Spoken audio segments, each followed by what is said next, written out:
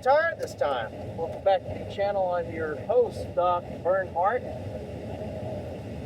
Well, to kind of explain the attire, it's not just for the video, although I do find it ironic. It has a similar attire to the character that I won't be talking about, but interacts with this character a lot. Today at work they had just, since what day it is, it's October 31st, Halloween. Everybody at the high school and some of the staff members started dressing up. So I figured, why not? Might as well go ahead. And I know it's not the appropriate colored poncho. Don't worry about that. I know. But now, let's get to the nitty-gritty. Important part of the video. We're going to talk about Colonel Mortimer. Who is played by one of the most prolific spaghetti western actors ever, Lee Van Cleef. The inspiration to a lot of different characters, especially one, Revolver Ocelot, which I may end up talking about in the future at one point. Saying hi to the teacher.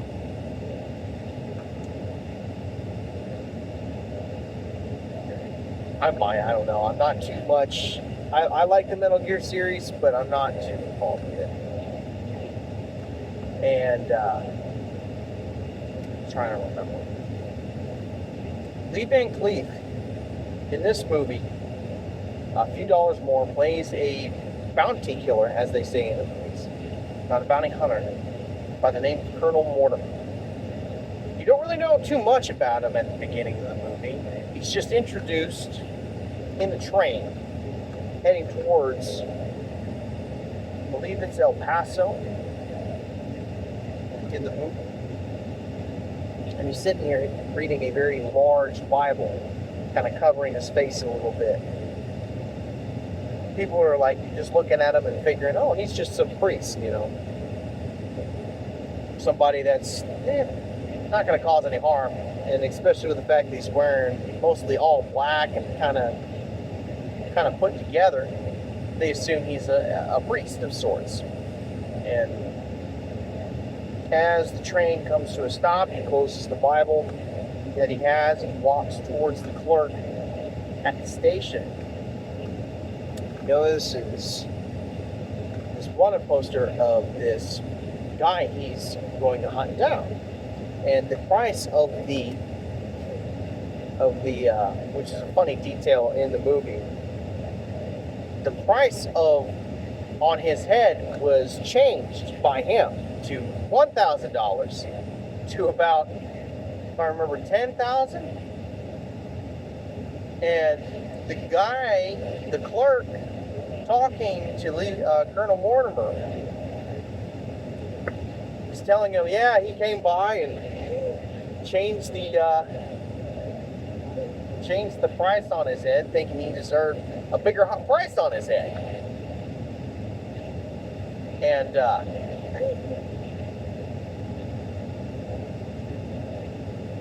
And nobody will be able to turn that bounty in. And one of my favorite details about this character, and not only the character but the actor himself, his eyes speak, and he just looks right at the clerk, and the clerk's like, not until now, clearly knowing this guy is going to be there. Clearly he's there to go pick him up. He grabs the bounty poster and starts heading that way, and he starts heading to the saloon.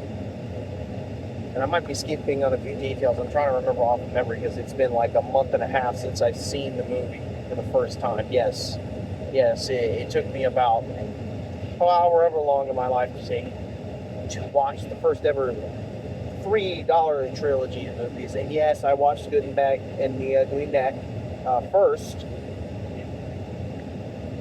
However, I watched Fistful of Dollars second. And then I watched my favorite film of the three last.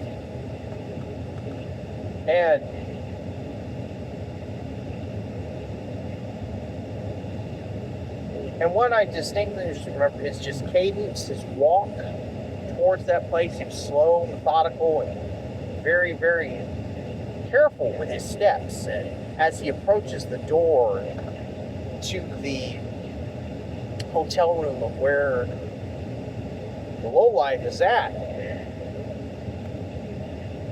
he just barely steps into the doorway, gives a knock,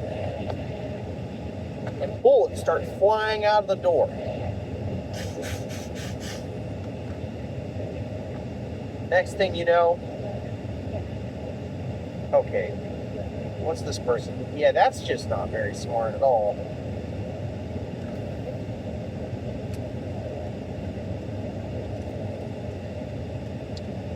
I'm gonna let that bus pass by. Is that green out there? Yes, I think so.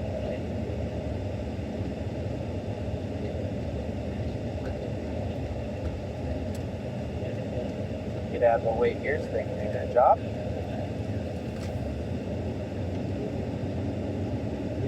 One of the security people I work with, well, I apologize, kicks down the door, walks in, and this is just to show you what the times were like. A lady bathing, and Lee Van Cleef just barely even paying attention, just being a gentleman, not trying to bother the lady, and says, "Excuse me, ma'am." I don't think that's the exact line, but it was something else, I'll say that much. And you see the guy jump out the window, jump off the roof, jump onto his horse. Lee Van Cleef starts heading downstairs with a more sporadic pace, but still very careful. Goes to his horse. The guy runs off. Oh my gosh, my favorite sound effect in this movie. I don't know if it was a sound effect or if that's actually what it sounded from the horse. There's this just little thing he pulls and it goes, and you can hear this rattling sound, and it's just this little compartment or a little bag that holds all of his weapons, that's rolled up in a certain way, and it just holds all of his weapons. It shows off his butt-line peacemaker revolver, his Winchester repeater, and a couple other weapons that I forgot what they were. And the next thing you know, pulls out the repeater, and I'm going to go ahead and take off the hat. I apologize, I'm getting a little uncomfortable with this here and there, but we'll go with my full head of hair today without the hat, so just to let my hair breathe a little bit. Pulls out, either it's a Winchester or something else, I could be wrong. Tell me down in the comments below what model of rifle it is, because I'm actually genuinely curious.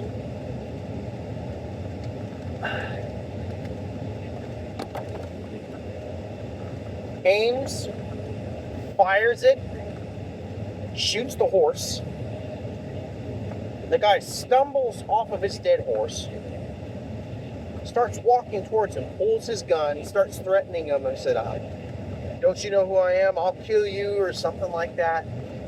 And just with a very peaceful demeanor, pulls out his revolver and pulls out the stock attachment to his gun, to his revolver. And the guy's just shooting and shooting. He's just sitting there calmly, paying attention where the guy's at. Finally puts on the butt stock attachment to his revolver, pulls the hammer back, aims in a very unique way, which I've never really seen in a film before. He holds the revolver, like the first part of it, puts the butt stock right on his shoulder, but puts his hand on top of his forearm, of his left forearm, aims, fires, headshot, kills him. My gosh. Now, mind you, this is before they introduce Clint Eastwood's character. I believe he's called Joe or Manco in this one. I think it's Manco. It's Blondie's good and bad beyond, so it's Manco. And Manco, no offense to him, his introduction's good, but personally, I really think Colonel Mortimer's intro is a lot better. I mean, because it's like, we've already spent one movie with Blondie / Manco / Joe, and we get this, older gentleman who is so precise in everything he does, and he just fantastic, and just the way that Lee Van Cleef carries himself as this character, because, well, the reason why he does is because I think he was a World War II veteran, and he has that mindset of what a person who's been in battle does before into his roles. And especially when it comes to this, it's just absurd how calm, cool, and collected he is. And he's just got this stare. You see it. You see it in him. And it's this, it's not blank, but it's intentional stare. He just tilts his head a little bit down. And just, with those brown eyes, he just stares at that person. Letting him know, like, hey,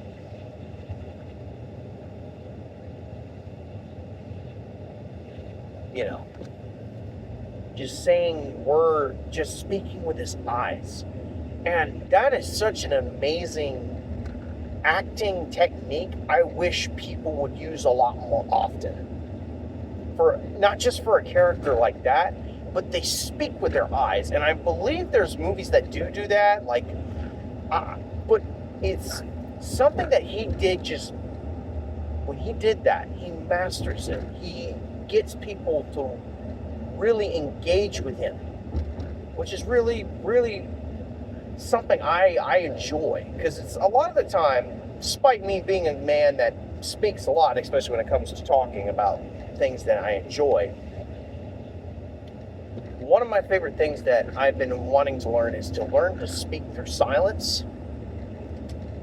And just seeing that implemented in a film, a cowboy film nonetheless, is a fantastic way to just introduce somebody to learning something like that. And the way he carries himself, he's confident, but he's not cocky. And so throughout the film, they also introduced the villain of the story, Indio, or is it El Indio? I forgot, anyway, because it's been a minute. And he's a whole other subject of discussion, by the way. Indio is fantastic, but he is, if you've watched the film before, he is very much tied to Colonel Mortimer for a reason. And I'm going to spoil a little bit because of his connection, of Indio's connection to each one of each other's pasts.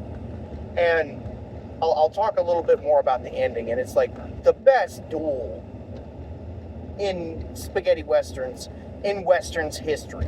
One of my favorites. And some of the best final duel music. Man, I could talk about the music all day. Everybody could talk about Marconi's scores. It's just Enzo Marconi.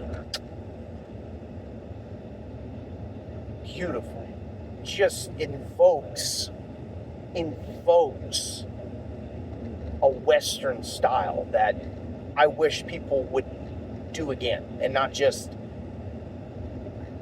copy, I guess. It's not necessarily just copy, I guess just fake it. I don't know. It's something about Enzo Marconi's style is amazing of music, and just adds on to the characters in that story, especially Colonel Mortimer's final duel with Indio.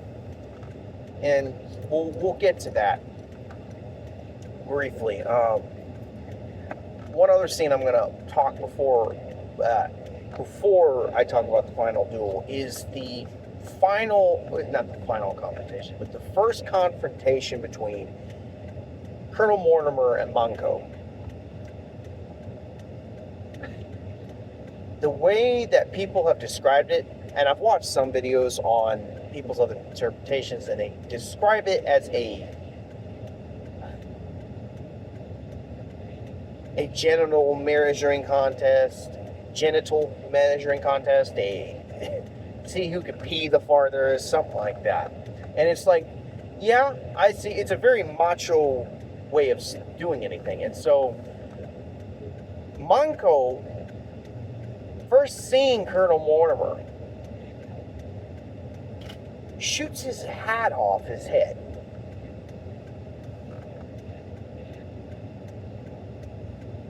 Colonel Mortimer goes to pick up the hat,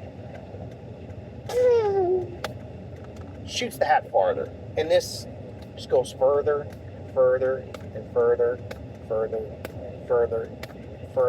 up until the point he actually picks up the hat and gets a little payback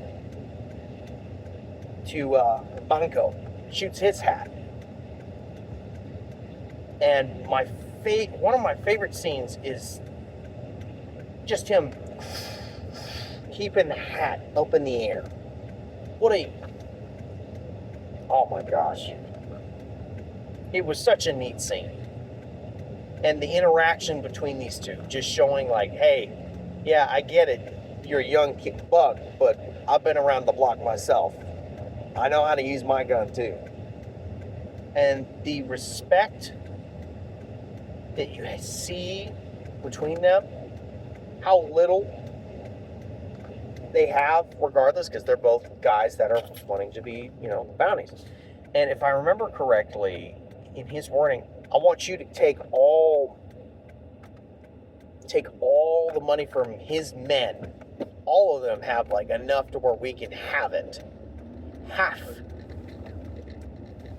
All I want is Indio. You let me have Indio, I'll let you have the rest of his men. And throughout the film, there's moments where, of course, Manco tries to double cross him.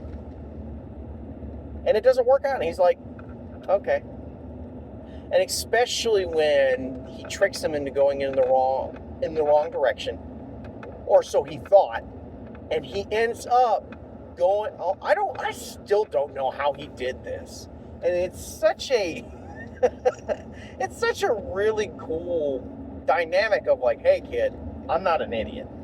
And I enjoy that about a character. I really do. Who's been wizened, who has an idea of like, okay, I've been here before, so don't do this to me. Come on. I know what you're doing. And I think, honestly, it's the first time, and I could be wrong, it's when they go into the bar and become a part of Indio's band.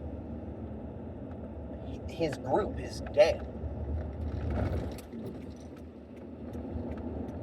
And there's just and this is before they join up, and there's this scene with this interaction with this one character who's got a hunchback. And there's oh man, I wish I could have talked about this scene, but this interaction with this character previously in El Paso, where he was kind of just pushing the guy's buttons, and he remembered it. And he remembers, he goes up to him and said, hey, do you remember me? It's like, and Colonel Mortimer just kind of playing dumb, so like, yeah, no, I don't remember you. Just sits there kind of berating the man a little bit, psychologically, trying to get him to do something stupid. And here's what happens next. They actually have a duel in there. The guy stands up. Next thing you know, Colonel Mortimer just pulls a Derringer out of nowhere and kills the man right in front of El Indio, right in front of him and his other men. And that's how he gets the attention of Indio, which is amazing. And what's surprising is that that is the way you get to a criminal's head. It's like, hey, let me show you my skill. And the fact that Colonel Mortimer was able to use that to his advantage. That plays into how he's a military tactician. There's a reason why he's called Colonel and why he got that rank. There's a reason why he's able to keep up with Manco's, ridiculous schemes to kind of keep him away so he can keep all the money. And I saw this scene, and it was before he shoots him with the Derringer. You just see this, look in Clint Eastwood's eyes. It's like, okay, I'm a little concerned, but I'm not sure what to do. Should I go in?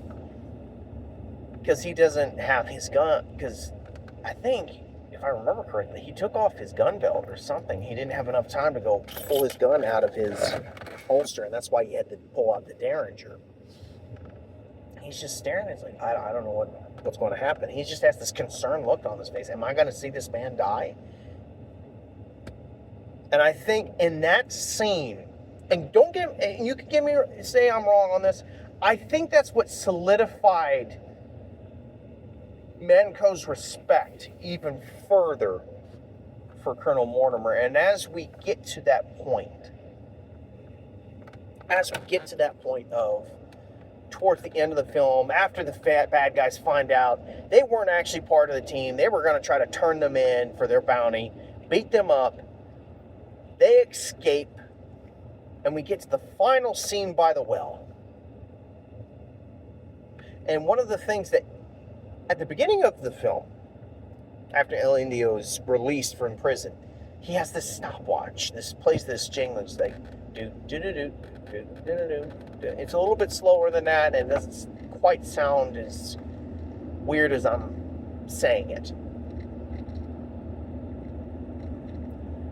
And he kills his former gang member for betraying him, for wanting a family. And then also it solidifies how much of a horrid villain he is, killing that former gang member's wife and child.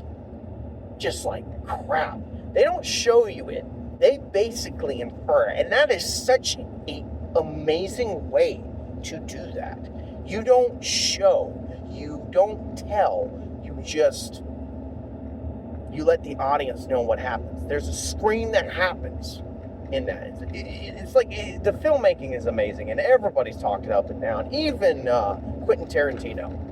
There's a reason why he made cowboy movies. It's because of those 3 films. And as we get to that scene, and if I remember correctly, Indio wants to do the duel again with Mortimer. He tells him, throw your gun to the ground and we're going to do this. And he starts playing the pocket watch jingle. And as it rings out and it's about to finish up, Indio thinks he has the advantage. Manco walks up with another pocket watch that belongs to Colonel Mortimer. That plays that very same jingle. And the reason is it has the same picture of the woman that Indio raped and then eventually killed herself. We find out that that was Colonel Mortimer's sister, his family. And we find out a little bit more why he didn't want the money in the first place from the gang members. He wanted one last bounty to retire on, and that bounty being his sister's rapist and killer.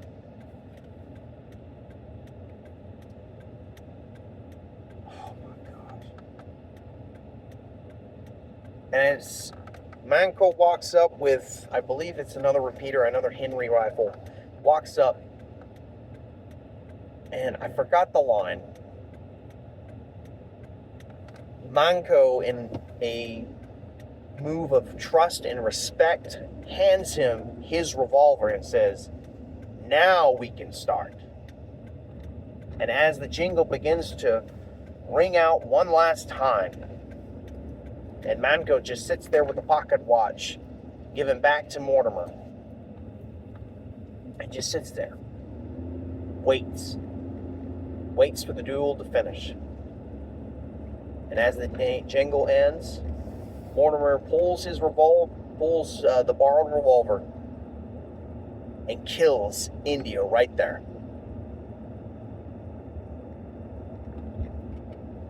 And if you know anything about movie tropes and stuff, one of the things that they do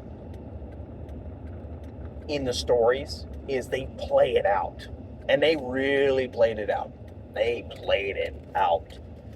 That final duel music, just wonderful, wonderful duel music. It's absolutely dumbfounded how they made such an amazing score. And I may end up just going into detail about why I enjoy this movie so much at one point. It's in a separate video, but this solidifies in me why I like Colonel Mortimer. He had a better reason for fighting. He was, despite not looking like it, a hidden gem in the West. A man who had a better purpose, who loved his family that much. Now, mind you, I don't think you really want to be taking example in going to find the murderer and rapist of your loved one to go kill them. We can't do that nowadays. We ain't in the old West days. Even if there is bounty hunters still. The fact that was his reason for fighting and not for money was great. And it made me connect with him a little bit more than I thought. And really solidified that being my favorite movie. And honestly, I hope we can learn from that a little bit. And the lesson in, there's always a better reason for fighting. Don't just fight for yourself. And I hope with these videos, I hope that's what I'm talking about encourages you and helps you and gets you interested in the conversation as well, no matter what age you are. And if this is the first time you ever heard of it, I suggest you go watch this film. Enjoy your time with it. It's a fantastic film. I also encourage you to go learn about yourself more and more each day. Because I've learned a lot about myself, not only through the films, but through seeking the Lord and through seeking Jesus Christ in my life. And I believe it's not just for me, it's for you as well. And I really do. And I thank you for giving your time to me. And God bless you in everything you do. Whether you want to hear this or not, I believe stories and Jesus belong together. They really do. They coincide. And sometime tomorrow, I'm going to announce what I'll be doing, but it will be someone from the Bible. That's also been very important to me as well. Thank you again. Thanks for your time. I will see you guys tomorrow. Bye.